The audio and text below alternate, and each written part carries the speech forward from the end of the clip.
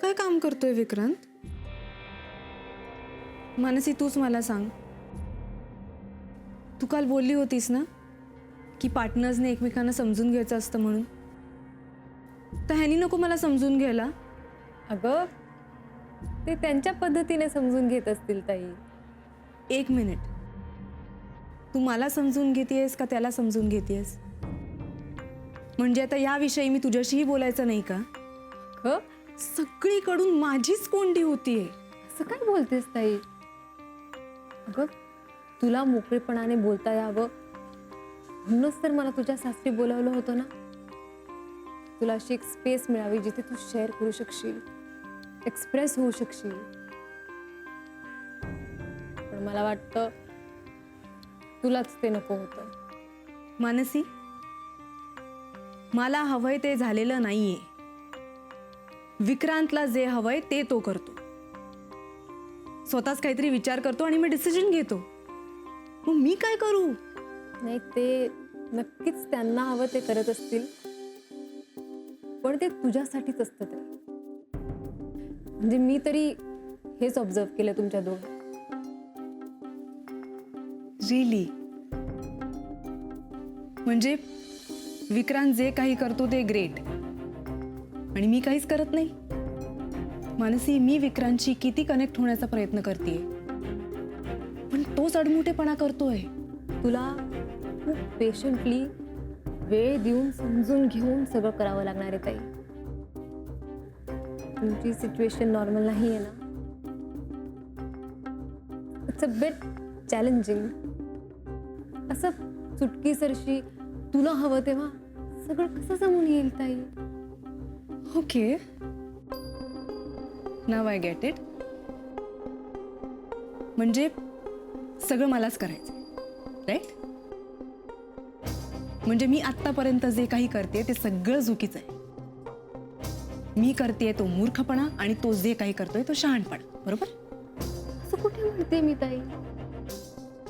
हे बघ, ही फॅक्ट आहे की ज्या परिस्थितीतून विक्रांतने तुला बाहेर काढलं, सावरलंय, त्यानंतर तू त्यांच्याबद्दल असा काही गैरसमज करून घेणं बरोबर नाही ताई. It's not right.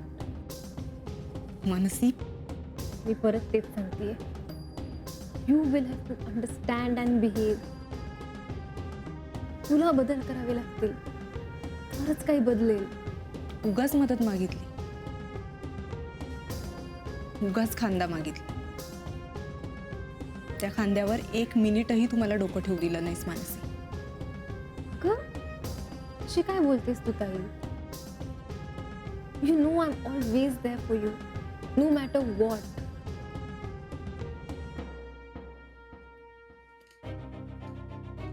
चला आता गप्पा पुरे झाल्या. गरम गरम उपमा खाऊन घ्या दोघी.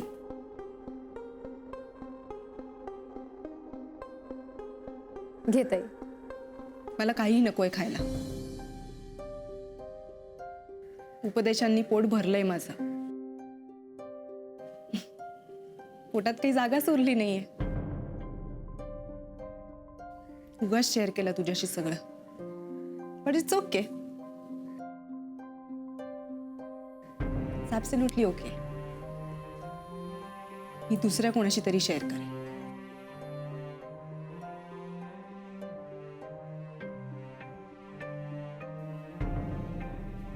काय ग, हिला काय झालं आता? आय थिंक आत्ता जे देतोय ते नकोय तिला.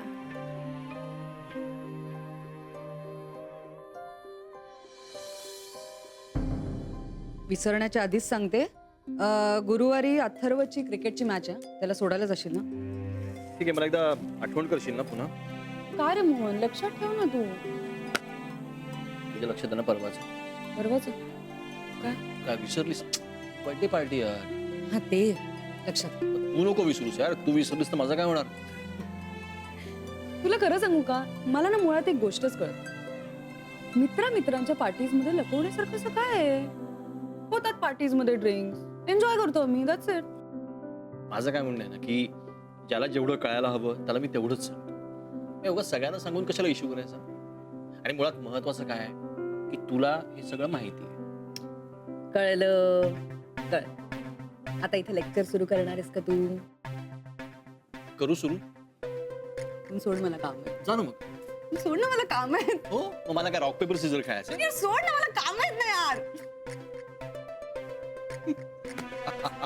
काय रे? गीता गीता गीता ऐक ना, एक मिनिट प्लीज. काय तुला ना एक महत्वाची गोष्ट सांगायची. आता काय सांगू? सांग आता, भाव नको पण. बघा नक्की सांग नक्की सांगू. सांग. असतेच काय एवढी इस्त्रीचे कपडे आहेत ना, ते जरा आठ ठेव ना, बाहेरच राहिले. आई तुझ खरंच आहे.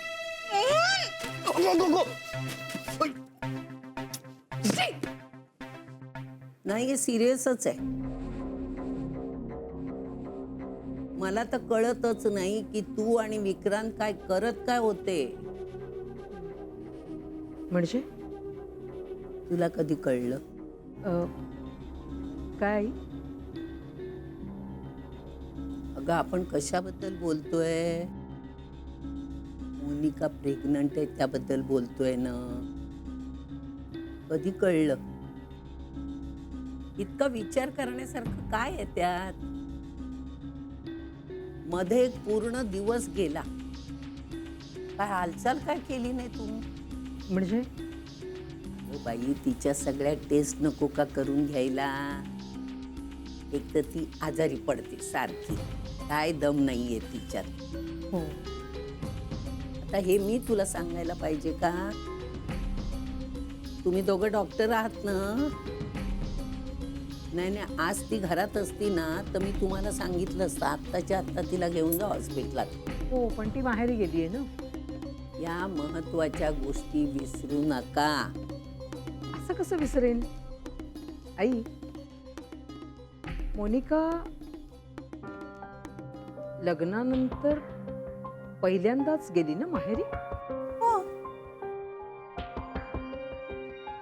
हो, मी वाहवत जातोय असं म्हटलंस तरी चालेल. अगं माझी मोठी नात इतक्या दिवसांनी इकडे परत राहायला आले म्हणून काढला हो हा पसारा. अहो आता पुढचे किती दिवस हे कारण सांगणार आहात? मोनू आली म्हणून हे केलं, मोनू आली म्हणून ते केलं. बघितलंस म्हणू आजी कशी रागवते मला. आजी, का रागवतेस तू आजोबांना? अगं नाही, रागवत नाहीये मी. मला काळजी वाटते हो त्यांची. आता हे सगळा पसारा काढून बसलेत ना, हे आवरायला लागले ना म्हणजे धाप लागेल त्यांना. अगं जुन्या आठवणी आहेत, माझ्या नातीच्या लहानपणीच्या आठवणी सगळ्या एकत्र करून गाठोड्यात बांधून ठेवले. कधी कधी वाटतं ते गाठोडं सोडावं आणि त्या आठवणीत रमून जावं. हो आजोबा, मला ऐकायच्यात सगळ्या लहानपणीच्या आठवणी. ए आजी, तू नको ग काळजी करू, मी सगळं आवरून ठेवेन नंतर. तुम्ही सांगा आजोबा. हो का? बरं, मग मी पण बसते. मला पण आवडेल ऐकायला. ये ये.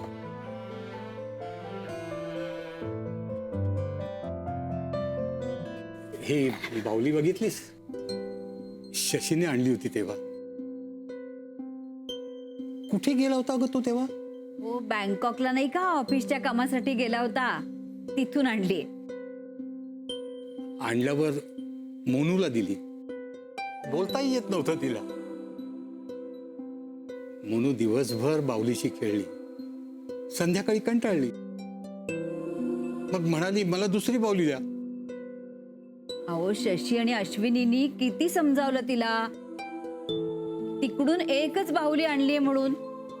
पण हिचा आपला हट्ट सुरूच. मग मग काय, मोनून ती बाहुली तुझ्या समोर ठेवली. म्हणाली घे खेळ. माझं खेळून झालंय आता. आणि हे अगदी छोट पिल्लू होतं तेव्हा.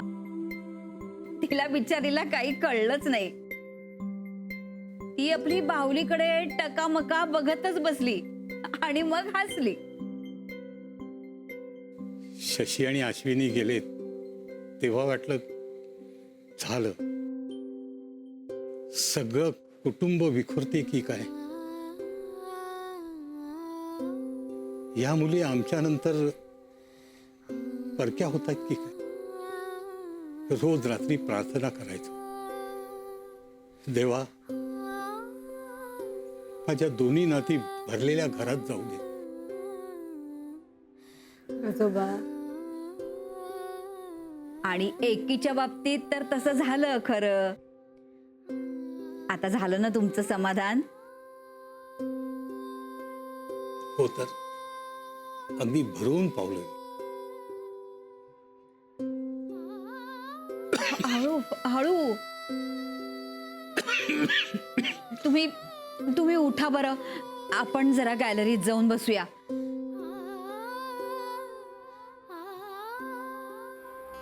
आणि आई म्हणजे अशी आहे ना, एखाद्या गोष्टीचा ना पाठपुरावा केल्याशिवाय ती थांबायची नाही.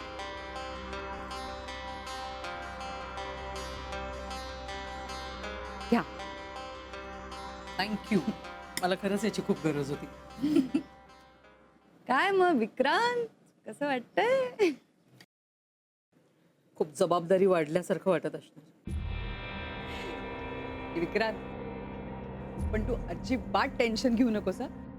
अरे एवढी माणसं आहेत आपल्या घरात, तुझ्या एकट्यावरती अजिबात जबाबदारी पडणार नाही. आणि आम्ही आहोत ना बाळाला आणि मोनिकाला सांभाळायला. काय थँक्यू सो मच गीता काकी. ए, पण विक्रांत, मला एक गोष्ट सांग, तुम्हा दोघांनाही खरंच आधी काही अंदाज आला नाही?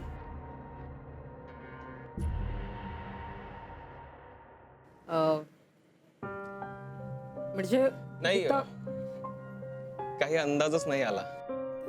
शी, असं कसं रे? अगं गीता, म्हणजे प्रत्येक बाईची गोष्ट वेगळी असते. म्हणजे प्रत्येकीची लक्षणं वेगवेगळीच असतात. नाही हो, पण म्हणजे आता बघा, आम्ही जरी गायनॅक असलो ना, तरी प्रत्येक वेळेस तो डॉक्टरचा चष्मा असतो असं नाही ना. डोक्यात दुसरेही काहीतरी विचार चालू असतातच. नाही, बरोबर आहे तुमचं. निर्मला ताई, आपण ना मोनिकाचं डोहाळ जेवण अगदी अगदी जोरात करूया. हो म्हणजे करा ना. आणि तुला कल्पना आहे मी या सगळ्या गोष्टींमध्ये किती रस घेते ते. काय हो निर्मला ताई, असं काय करता? आता आपल्या विक्रांतचं बाळ आहे की नाही, ते म्हणजे ते आपल्या सगळ्यांसाठी स्पेशल आहे की नाही? बर ठीक आहे, मी सगळ्या अरेंजमेंट्स करीन, तुम्ही फक्त या. चालेल?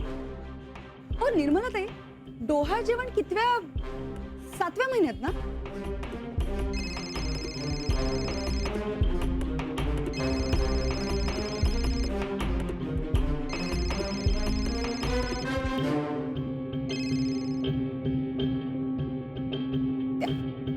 विक्रांत, मला आपल्या घरी यायचंय. इकडे माझं कोणी कौतुकच करत नाही, मला कोणी समजूनही घेत नाही. माझं इकडे राहून झालंय आता. विक्रांत, तू तू प्लीज मला घ्यायला येशील का? Okay, bye.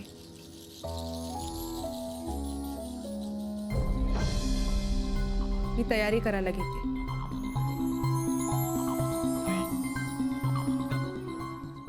तुम्ही शांत व्हा बरं, शांत व्हा. आजी, आजी, मी निघतेय. विक्रांत मला घ्यायला येतोय. का ग अशी अचानक? हो आजोबा, इकडलं सगळं झालंय ना. अगं पण आजी, काही राहिलंय का? म्हणजे काही काम वगैरे? काम कसलं ग? काम वगैरे काही नाही. आत्ता नको, पुढच्या वेळी. एक दिवस राहिले ना मी. आणि तसंही विक्रांत थोड्या वेळात येतच असतील. मी निघते, मला तयारी करायला हवी. मोनू,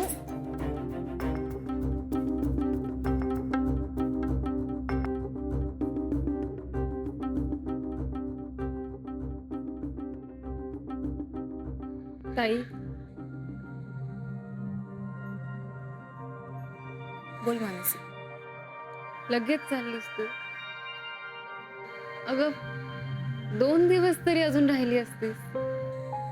नको, बास झालं. मला माहितीये तू अशी अचानक का जातीयस. ताई तुला वाटत होतं की मी तुला सपोर्ट करेन प्रत्येक बाबतीत. अगं माझा सपोर्ट तुला असतोच ग, फक्त तो तुला हवा तसा नसतो कदाचित. म्हणून कदाचित तुला वाटलं असेल की इथे तुला कोणीच समजून घेत नाहीये, कोणीच सपोर्ट करत नाहीये. तसं नाहीये ताई. मला काय वाटतं ना मानसी, त्याचा कोणालाही फरक पडत नाही. झाला ना गैरसमज. अगं ताई आय स्वेअर असं काही नाहीये. गैरसमज नाही ग, जे दिसतंय ना ते बोलते मी. ताई प्लीज ट्राय टू अंडरस्टँड. अगं तुला अपेक्षित असं मी नाही वागले तर याचा अर्थ असा होत नाही की मला तुझं ऐकूनच घ्यायचं नाहीये किंवा आपण एकमेकींपासून खूप दूर गेलोय.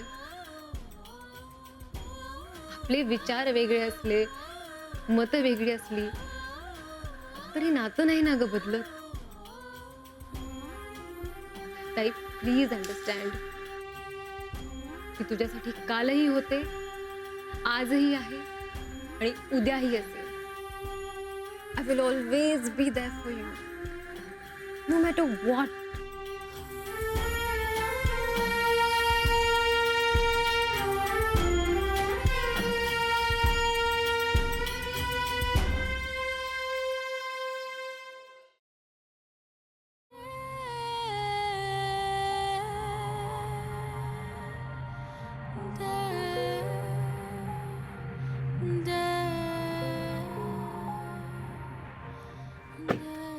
घरी सगळं ठीक आहे ना?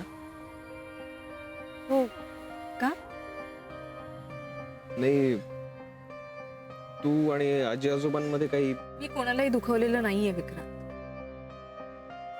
का वाटलं तुला असं? तू बाहेर उभी होतीस ना म्हणून. पण तसं काही नसेल तर ठीकच. मी बाहेर उभी राहून तुझी वाट बघत होती. माहेरी येऊन मी खूप डिसअपॉइंट झाले विक्रांत. लग्नानंतर सगळं बदलतं असं म्हणतात ना, ते अगदीच खरंय. आपल्या घरी जेवढं माझं कौतुक होतं ना तेवढं नाही झालं इकडे. विक्रांत मला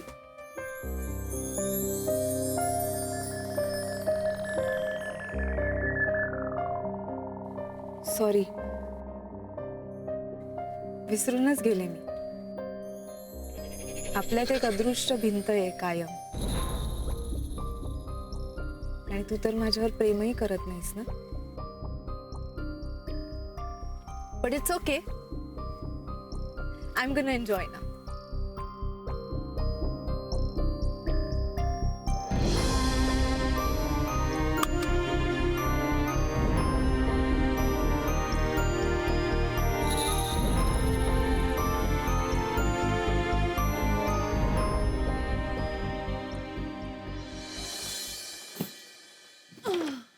मोनिका, जरा सावकाश, हळू. विक्रांत प्लीज, तू पण आता डोस पाजायला सुरुवात करू नकोस, औषधांचे आणि उपदेशांचे. आता कुठे चाललायस? बाल्कनी. मोनिका, सॉरी, डिस्टर्ब केलं का मी? नाही नाही, बरं झालं तुम्ही आलात. तसंही मला खूप एकटं वाटत होतं. एकटं एकटं विक्रांत असतं ना. हे पण असं कधी म्हणायचं नाही. हे बघ, तो किती बिझी असला ना तरी तू स्वतःला एकटं वाटून घेऊ नकोस. आम्ही आहोत ना सगळे. आणि तशी तू 1 नाही 2 ना, नाही, कितवा महिना सुरू आहे का तुझा?